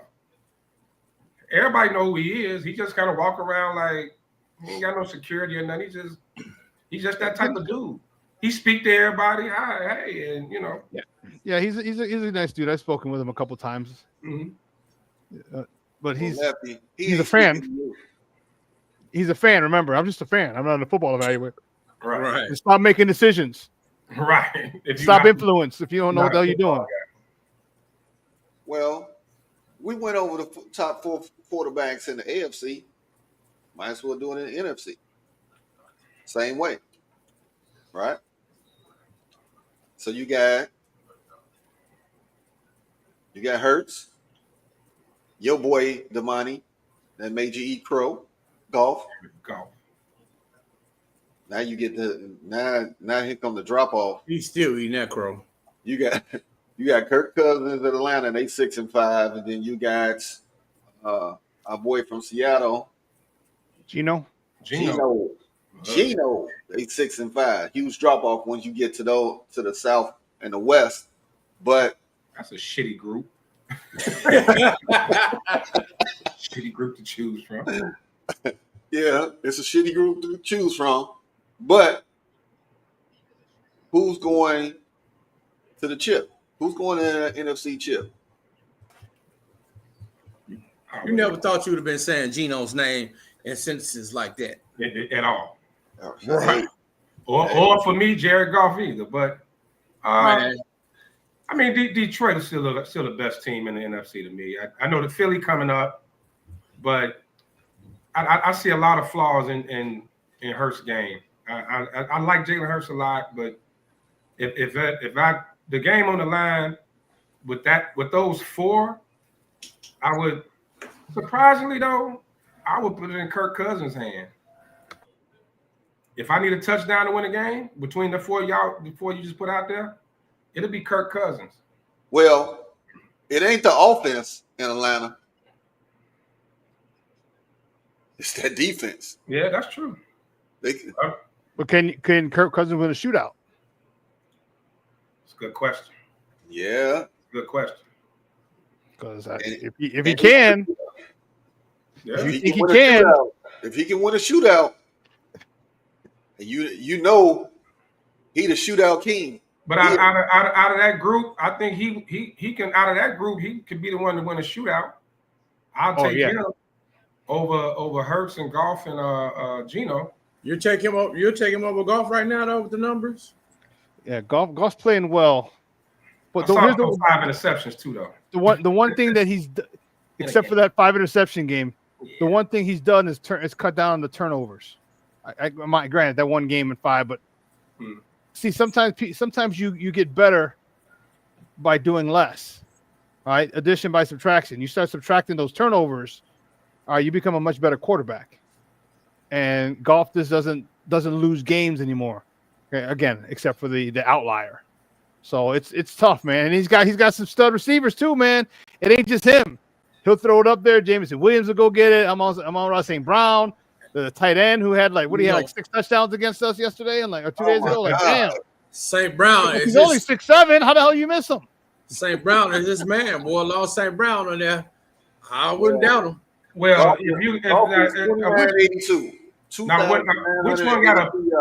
which one got a platinum membership with FanDuel? Is it Williamson or St. Brown? Williamson. One of them can't stop gambling. Remember, Williams was suspended the first 4 games last year for gambling. Okay, one of them can't stop gambling. Yeah. Yep, but Goff also got the best O-line in the league too. I mean, let's give him that too. I mean, that O-line it's a lot. And they were out there to tackle against the Bears, and we still really couldn't get to him. He's not a mobile guy. No, not at all. He's not mobile. And if you remember the play when he scrambled left, he just slid. He didn't even try to throw it or nothing. He slid. Sweat was nowhere near him. He just went down. So pushing him to his left is probably the key to him throwing Goff off his game a little bit. I have a stat. I have information that leads, which shows exactly why Detroit is where they are. I'm looking for it. I'll pull it up. I shouldn't have said nothing off the bat, but it's the breakdown of the offensive lines. What rounds all the NFC North teams are their offensive line? What rounds were each person drafted in? And Detroit has 3 first-rounders. 3 first-round draft picks on an offensive line. Come on, man. Yeah. Here we got one, right? We got one in right. One. Here, I just got it. I'm going to put it up on the screen. Here we go. There you go. There we go. And the Vikings first round? I didn't know that. Left tackle, center. And look at the Bears. 5th round, 2nd round, Tevinjenkins, undrafted. 3rd round on the right guard, and 1 first rounder. And then you wonder why the Lions are running through everybody, and you wonder why the Vikings have the 2nd best record. 2 first rounders, 3 second rounders. Wow. But our boy, say that again. Our boy, Ryan Poles, former offensive lineman, won't invest in offensive linemen. He wants to go get people off the scrap heap. And the one that said that he believed in the trenches. Yeah, we are. I feel very confident about this group this year. Psh, come on, man. Well, that was being hopeful. Yep. But look at that, dude. 3 first rounders, bro. Jesus Christ. We did a lot of that too. What we talked about earlier with just culture. We knew what was going on with Nate Davis. I know you have the little family thing that kind of threw him off, and they said he always had bad practice habits, but that didn't stand out in Tennessee under Vrabel. You know No, what it I mean? did. It came. That was the one thing that when he Yeah, came. it came out, but it wasn't a deterrent to the team the way Oh it yeah, it was wasn't a deterrent. here. And the same with as good as we thought Shane Waldron was coming in, no one realized that he was somewhat of a punk. And I ain't want to use the PUSSY word, but we didn't realize that because he was under Pete Carroll. Exactly. I didn't. You know what I mean? I didn't put that together because Pete Carroll was behind him. Right, he had Pete Carroll. No, we didn't realize that. All we were thinking was he brought Geno Smith's career back on point, and he was a great hire. But when Eberflus kind of just gave him the ball, let him run with it, you saw what happened. It was a complete shit show. It was probably worse than Getsy's run. I don't know. I don't know about that, but they're comparable. I mean, they're comparable. I mean, players wasn't calling Getsy out the way they was calling out Waldron. Talking about having meetings, coach us harder. Yeah, they coach harder, and all that. That's culture, man. Okay, so you know what? Yeah, maybe you're right. I think I can go with you on that one. That it's worse. Yeah.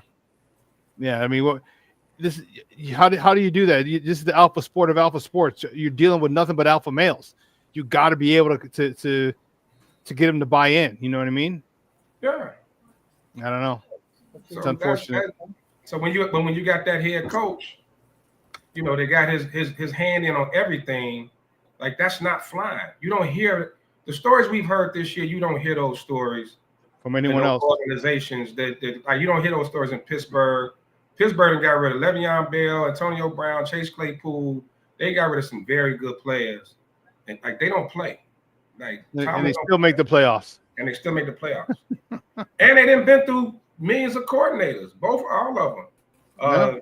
John Harbaugh, so I'm not really concerned about a play caller. I want that dude.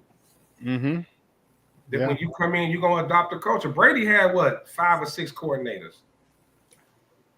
Yeah, but he had that coach, like you said, the one. Belichick's a defensive dude, but saying all the coordinators he didn't have. But he ran the team, like you said. He was over the team. He ran the team. Yeah. You know, here's Bill O'Brien, Weiss. Yeah. So the way it's looking like the NFC is gonna get 3 teams into the playoffs, huh? The North, our division, yeah. This was reported the other day, and this is allegedly, and per Adam Johns from The Athletic, it said Jalen Johnson went crazy post game, quoting one Bears player. Another player said that he was, quote, going off at the former head coach. The locker room was lost, and Eberflus had to remove himself immediately following his post game team message. Per Adam Johns. Oh wow. So, hey, I'll tell you what, bro. The last 3, when I was at the games, because you know they got a cooling off period before they let us in to interview him and talk to him, right? Bro, we're waiting, and you just see people coming out. Like we walk in, they're literally less than half the players were in there, in the locker room when they opened it up to the press. Less than half. Everyone was just out, just walking out. Like, I'm out. So he pretty much been lost the locker room. Yes. Mm-hmm. I think and now he lost it in Washington. That was the game. And everything else, it was a snowball effect. Because I said, I hope Washington doesn't beat us twice. And they ended up beating us 3 times, 3 in a row, and then kept going. Yeah, it's on and on and on and on.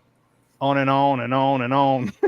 I mean, at the end of the day, so let's think about, we talked about the quarterbacks, the NFC and the AFC. So, I mean, it's clearly the AFC quarterback grouping is hands above the rest. The NFC. Now, that means going into when they got to play in the Super Bowl.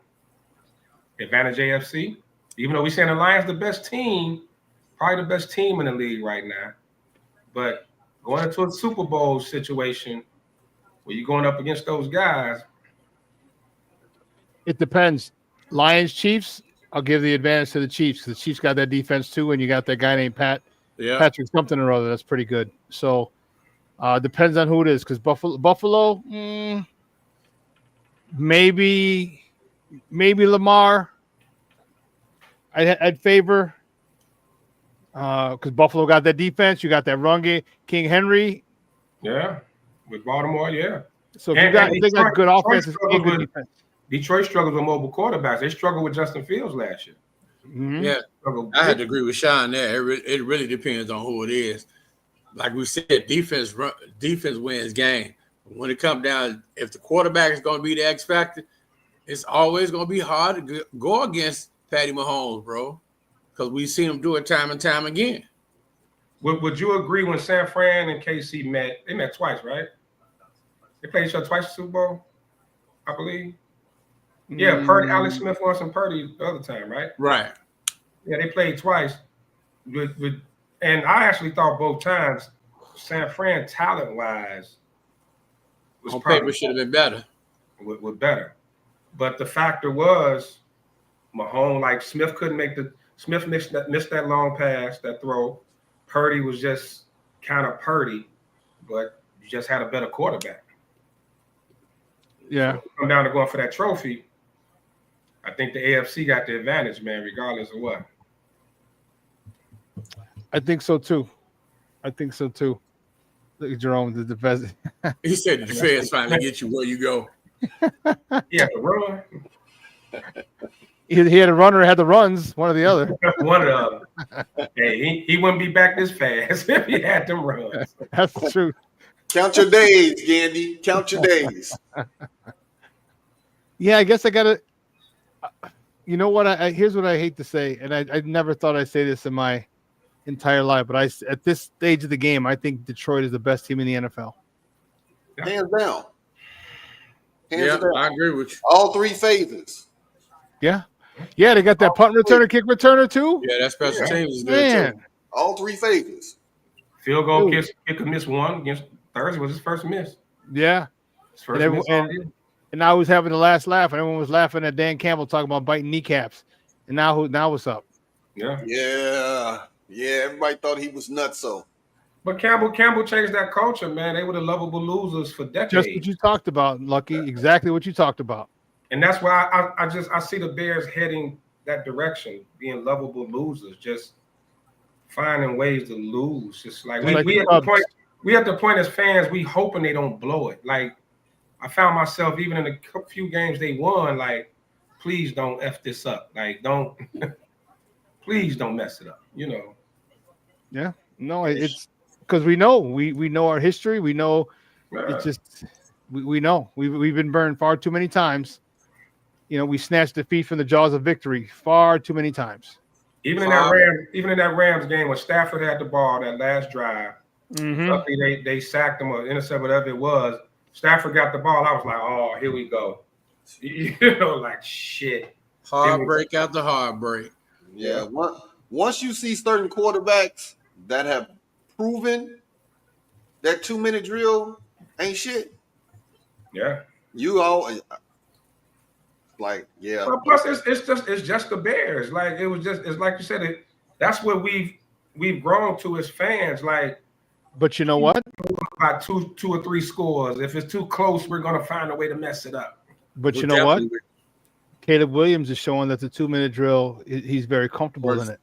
Yeah, he's very comfortable in it, and it doesn't seem to fade. That moment isn't too big for him, you know. And now we just need to make sure that our defense. He had a game-winning drive against the Redskins, that dumb stuff. I had a game-winning drive against the Packers, that dumb stuff. You know what I mean? So and then he's done it going into halves as well. Yeah. All right, he's led teams into field goals at half. So this guy, you know. Sean, you got my mind turning with the whole conspiracy theory. Yeah, man. Yeah. That was wild, man. I can't get them 36 seconds out of my head, man. It damn near ruined my Thanksgiving, man. I ain't gonna lie. I was just like, then you listen to them, and you know when someone's lying or making shit up when they say the same thing over and over again. Okay. All right, not Tommy two-time. And that's if you listen, that's like Andy. We know he always lying. If you listen to his go back and watch his press conference. All right, the post-game presser.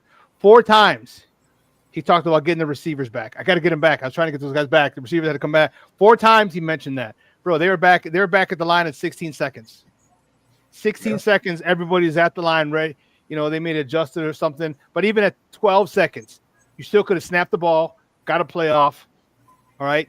You had the timeout. The middle of the field's wide open. Beep, timeout, 4 seconds, whatever. And it's not like this is Caleb's second or third game. This is game 12. And yeah, I'm Sean, I'm with you, Ben. Sean got me on my Law and Order shit right now. Like, I mean, go back. He on that Criminal Minds shit. Right. CSI. Yeah. I'm like, you watch his body language, watch his the way he speaks, the way he repeats himself over and over again. Like, when someone's trying to tell you a story, man, it over and over and over. Like, dude, you just said that 5 times. You just said that 3 times, man. I get you. You know, so what are you trying to say? Or what are you hiding? Yeah. Well, and bottom line, it worked for him. They should have put Caleb in the box and said, "So you bought the beer at 10 o'clock." No, they should have put him in that cage with a Voight on Chicago PD. Voight get you in that cage. Hey, once you get in that cage, it's over with. Hey, you're not going to book me? You're not going to book me? I'm not going to go. No, why I'm down here? Oh, you finna get that work. Like, why am I in this basement with no cameras? Like, what? Why do you have brass knuckles in your hand? Right. Why you got gloves on? Michigan, Ohio State, 10-10. Hey, if Ryan Day lose this game, I don't care what he do. His ass may be fired. Man, the boosters will get on him. Guess what? He gonna be with Flus. Him and Flusy hanging out. Hey, we had under 30 minutes left, man. I did want to throw out Derrick Henry, Saquon. Do they have a shot at getting an MVP? Because we ain't had a running back win MVP since AP. Saquon should. I like Derrick Henry too, what he's doing, but what Saquon's doing in Philly, man, is ridiculous. Like, I get it. Like, somebody made a point about if y'all just gonna give it to quarterbacks, then just make it a position thing, like quarterback of the year or something like that. But what Saquon's doing, man, and Jalen's not having a great year. Jalen Hurts is not having a great year. Right, he doesn't need to have a great year. Right. Saquon took that pressure off of him, bro. Yeah, I mean, talking about taking pressure off somebody. Come on. He had 300 yards by himself for the team. That's crazy. And that's why, again, this is why when you have an opportunity to build a team, you build a team. And I get Jalen Hurts hasn't won a Super Bowl yet. I get Lamar Jackson hasn't won a Super Bowl yet. But if they win a Super Bowl, that's why everyone was so frustrated when Lamar couldn't get past Patrick Mahomes. And they're like, oh, man. And remember the whole Justin thing? Like, all right, if Lamar can get to the Super Bowl and win it, then you got a shot with a running quarterback. But, man, when you get picks, when you get draft picks, putting them in the right, putting them draft picks in the right, not just for a need, you putting them in the right place, man, because Philly defense is still holding them down. Yeah. Holding them down. It's just like adding Saquon. I know he's a human highlight reel, but goddamn, the kid is special. Now that's a generational talent right there. If you're going to put that moniker on somebody, that's who you put it on. Yeah. His lateral movement at a guy his size is insane. His lateral movement is almost not there. It's almost comparable to Barry's. This is because Barry was shorter and he was shorter, a lot closer to the ground. But Saquon, his lateral movement, I mean, man, we've seen him jump back. We saw that at Penn State. That's where he first got noticed. It was just like, who is this kid? In that nutcracker drill. He's not gonna do that in the league. Mm-hmm. Yep. And we saw him do that in the league. No, we see him do this in the league. Not done it. Do it. So, and the cool part about it is, I think it's making a resurgence for the running back position, because you got a lot of good running backs who are really, Christian McCaffrey kind of started it All right, but then Saquon took it to another level. Derrick Henry's taking that mantra as well. So, I think it's going to be a lot more. I think the running back position is going to be more in vogue and be more of a factor moving forward. I hope it is, being a former running back. Tennessee came back at the half, a 17-10 over Vandy. I thought that was going to be a trap game, but Tennessee and South Carolina tied up 7-7. Yeah, rivalry week. You see, what's the Illinois Northwestern doing? They ain't got to that game yet. Okay. They showing highlights right now. But man, I'm gonna tell you right now, I would love to see Saquon get that MVP. Love it. Yeah. Love it.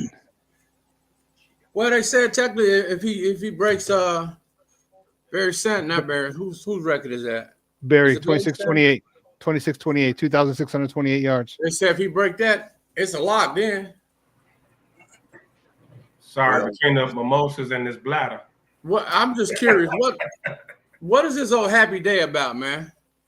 Flu's getting fired. Flu's is fired. Okay. Oh, happy day. And he Gandy, I just checked the score. Thank you, brother. 21-10. Just Illinois. over there too. And Lefty was watching Sister Act. What? Oh, happy day.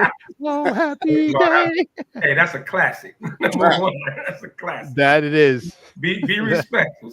She was like, no, come on up here. Oh, happy days.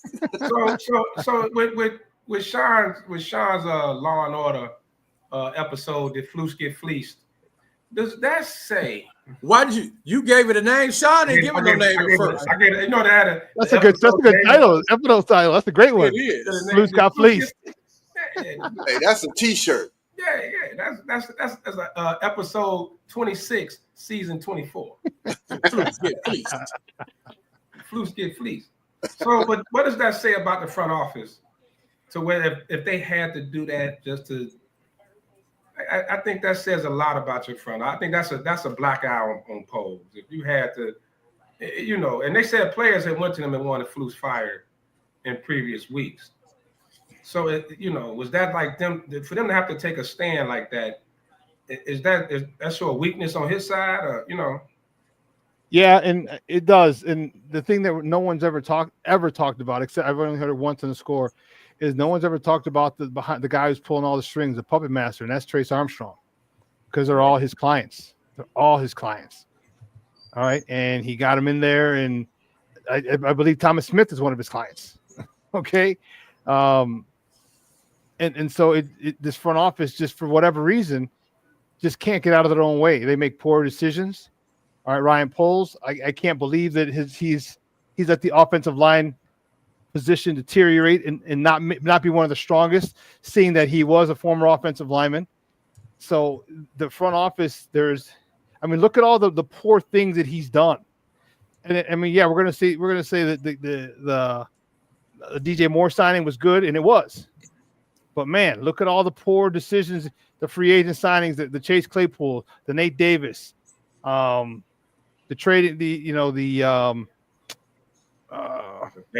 Bayless Jones. Bayless Jones, thank you. Bayless Jones Jr. Third round pick. You know what I mean? Like they're all these different things, and the refusal to address the offensive line and going in free agency. No, how about you draft them? Draft them. That's funny. That's SBU 24, season 24, episode 7. Flus got fleeced. That's and classic. he set it up. He leaving out of the stadium and somebody coming. I mean,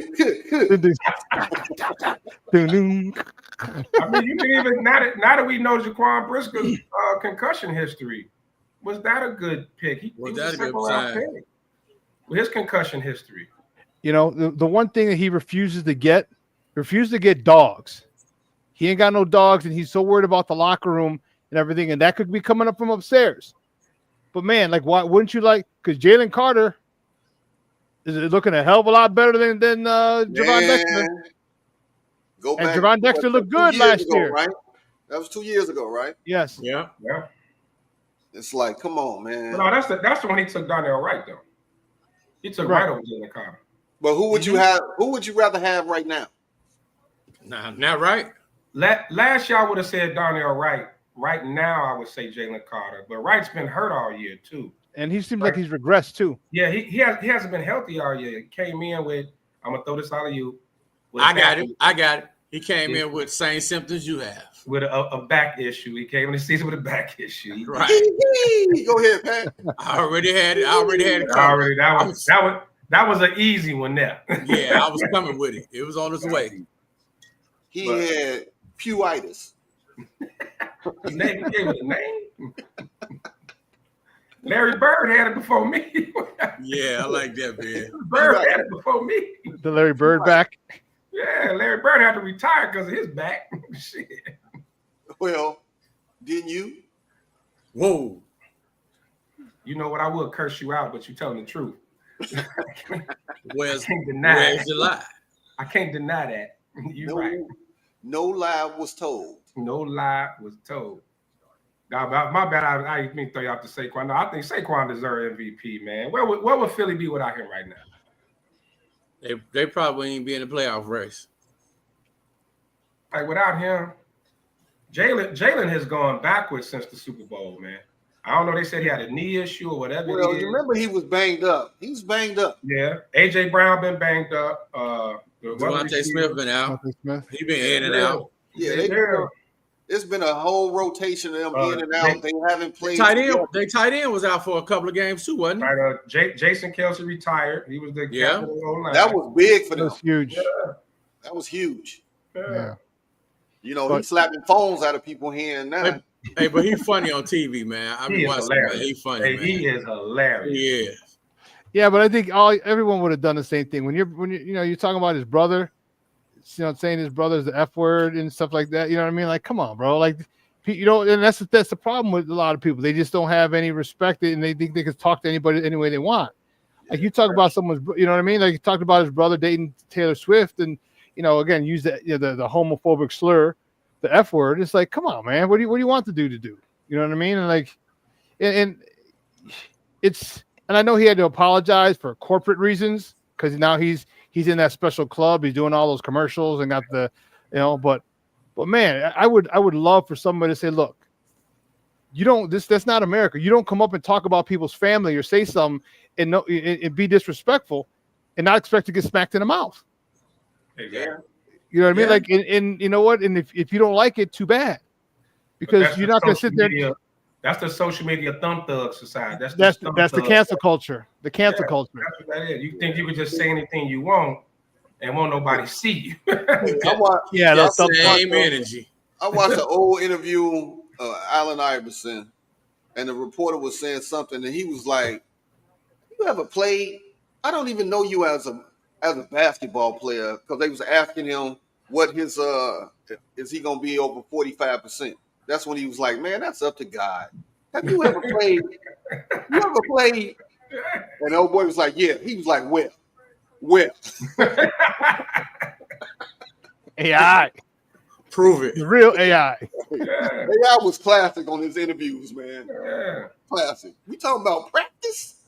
Yeah, it's the same thing when we talk about what was happening in the stands, man, with fans getting attacked and stuff like that, man. You can't just, and like you said, you in the stands and somebody talking about your brother, talking crazy. Yeah. Now I bet you know who won't have that problem is the Joker, because his brothers goons. Oh. His brothers will take care of that quick, fast, in a hurry. Goons. Man. And people think, like, don't forget, like, everybody thinks that because you're from America that you're tough and things like that. These are people come from war-torn countries. These are people come from, you know what I'm saying? Where they're worried about missiles coming in your house and landmines and shit like that, and women and kids getting blown up and shot. I mean, you talk about a different level of discipline and of anger and rage. Man, learning how to shoot at 6 years old. Like, yeah. As soon as you can hold a gun, they teach you how to shoot. It's different. It's different. And you be in the Denver stands, you be like, Joker ain't. Yeah, okay. Hey, Joker ain't. You gotta look around. That's just like the boxing brothers. Wait a minute. The Klitschko brothers, the boxers. Oh, yeah. Look what they had. Yeah. They over there right now in war with Russia. They on the front lines, bro. Yeah. Right. These people ain't had it like we have it. So you got to be cool. Watch your mouth.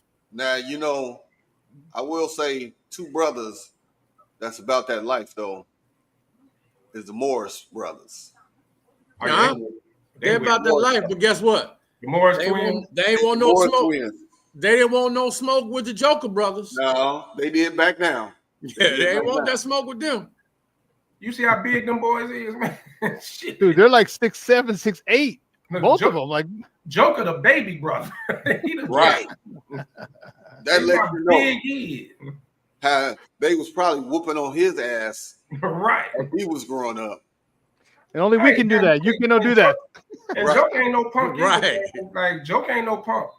Yeah. Like, you ain't just finna bow him and all that. Joker don't play either. So that family probably, they old man probably 6'8", had them tossing hay at 3 years old, all type of crazy shit. And their mama probably 6'8". Dad, Wrestling bulls and shit. The mom. the auntie, the mom, they all 6'8". Mom was 6'1". Hey, The shortest person in the family is probably grandma. She probably about 5'5". They family gatherings they move all the furniture out the way and put a mattress in the middle of the floor. Let's get to it. Hey, Gandy, can Olin Cruz coach? Bears need a coach like him. Now they'll probably only offer him $15 an hour like they did before. Yeah, he said they played him. Man. They played Olin. Wow. But just imagine him as an O-line coach.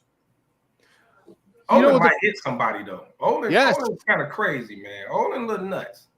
Dude, he choked the dude at CHGO. Yeah. He took Adam Hogue at CHGO because he was talking shit. Didn't he beat Fred Miller with a weight or something?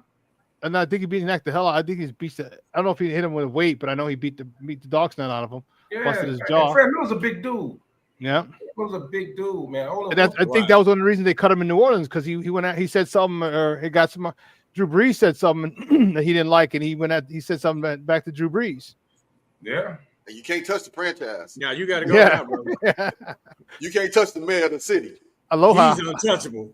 He's untouchable. Aloha. Yeah, dude. That's what I heard. I was like, man, dude. I'm like, Olin's not the dude to mess with, bro. Hey, Ben, what Sly say? You said something to Olin? You said something to Brees? You fired. Yeah. Right. Time to go.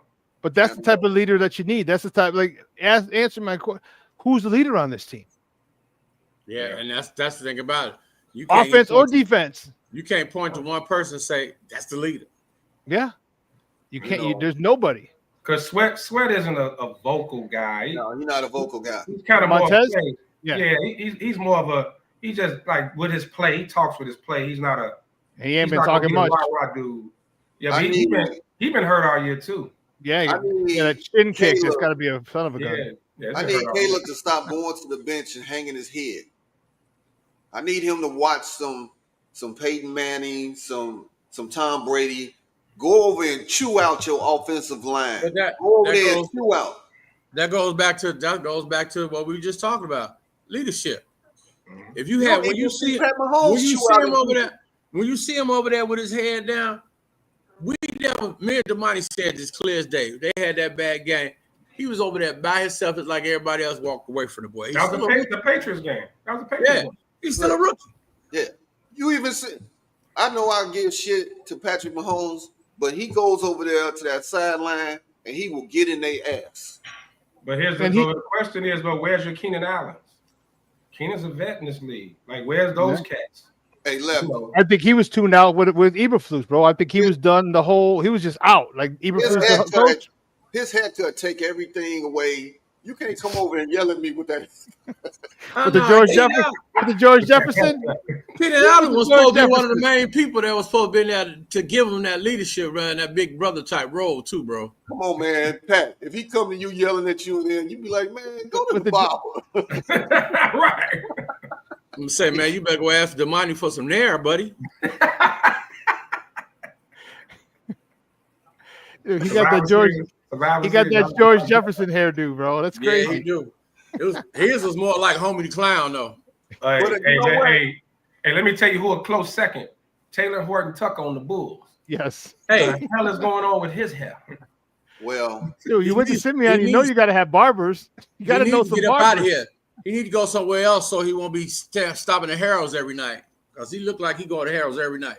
I'm just gonna start calling them patches because I can't think of no other name for them. Patches? Come on, man. At least Keenan got it clean up in the middle. Jalen shit is Taylor Horton shit is all over the place. I don't know what's going on, man. He has a W. He has a W at the front. I think Keenan Allen got that haircut where it's like New Edition shagged in the back. I don't know. Was he from Detroit? What? Was he from Detroit? He's from the West Coast. He's from Detroit. I'm just saying, man. That's all. I know he. Come on, man. He ain't Big Meech. Come on, man. He got to do better, man. He got to do better. Somebody got to be clowning. Hey, man, what you doing, dog? What you trying to do? Right. What you hold on to dear life? Like it ain't. They need to be like what was your boy with all the kids? His movie Drumline. Take them in a room. That's all you hear. And let's go. Hey, on next week's show, we're gonna put a poll up for the worst head dude, Keenan Allen and Horton Tucker. Who gonna win? Horton Tucker. And the award gonna be some golden clippers. We're gonna take some golden clippers and make it a trophy, and that's gonna be the award. Hey, he went to Simeon, right? Yeah, he did. Yeah. I can say what you said. Clippers just give him a package of Gillette. Here's a Right. Gillette. I stopped at the flea market and I got you a 30-pack. Here you go, dog. To last 2 years. 5 blades. With engraved, let it go. And we got you some Velry gel so you won't have no breakouts. Hey, man.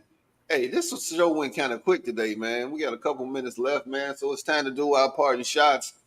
Hey, PG, sir, Smoke Fella, I'm gonna let you go first, man. Hey, man, again, just want to thank everybody for who tuned in. Gandy, it's good to hear from you, man.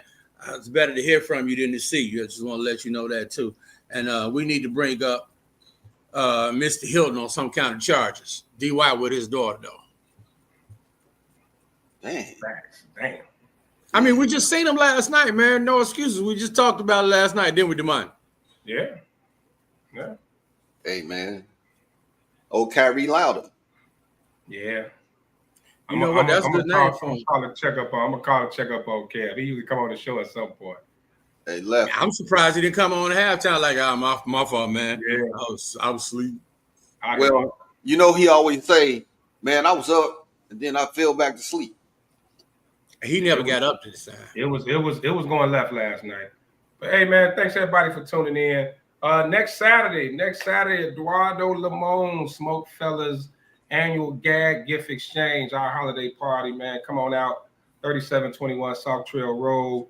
We're going from 7 p.m. to 7 to 1 or 7 to 2, something like that. But it's always a good time, a lot of fun. We're just trying to have fun for the holidays, man. And I hope everybody a happy Thanksgiving. Hey, happy belated birthday to Gandy, man. Gandy's hilarious. Happy belated birthday, bro. Don't forget, gag gift. But gag gift, man. Bring a gag gift, man. Nothing expensive. $10 to $20 little gag gift, man. Like you said, it's a good time. So we're looking forward to it. And man, be safe. Holiday season and stay warm. Goddamn, the winter is here. Man, it is here. For sure it's here.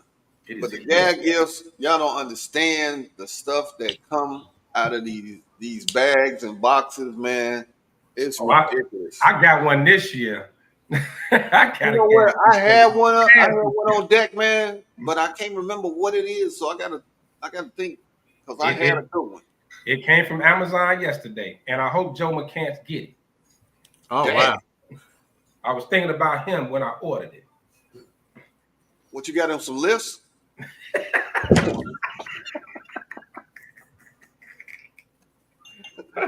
Some stilettos.